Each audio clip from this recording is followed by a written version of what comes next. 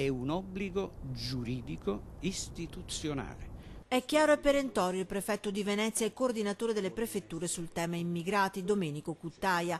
I profughi vanno accolti e sistemati, è un obbligo di legge. Gli ultimi casi che hanno visto l'insorgere di amministratori e cittadini, quali gli immigrati ospitati alla colonia Morosini del Lido o quelli lasciati in corriere per tutta la notte a Treviso, il prefetto Cuttaia lancia un chiaro monito agli amministratori. Sappiano gli amministratori che questo obbligo non può essere contrastato con comportamenti fattuali che possono creare anche problemi di ordine e sicurezza pubblica. Lì entriamo nel campo sanzionatorio.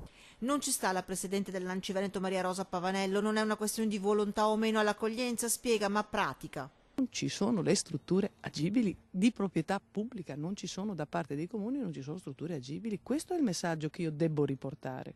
Sindaci in difficoltà a reperire strutture agibili, la regione con il governatore Luca Zaia che pone veti, no all'uso delle caserme o alle tendopoli, ma alla fine, replica il prefetto Cuttaia, la soluzione bisogna trovarla. Il sindaco che si vanta, magari convincendo o condizionando l'albergatore che aveva dato una disponibilità a non ricevere i migranti, poi magari si troverà con 40-50 migranti che gli manderò necessariamente se non troviamo i posti.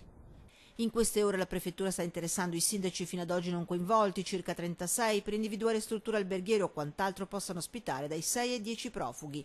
L'Anci dal canto suo ricorda che il tempo di permanenza degli immigrati nelle strutture doveva essere breve, ma non è stato così. Ci sono delle commissioni che dovevano esaminare le pratiche, c'è un ritardo di 8 mesi. Se queste commissioni si fossero attivate per tempo, si poteva sfoltire e liberare degli spazi. Dura poi la posizione del prefetto sulla vicenda del Lido e della colonia Morosini.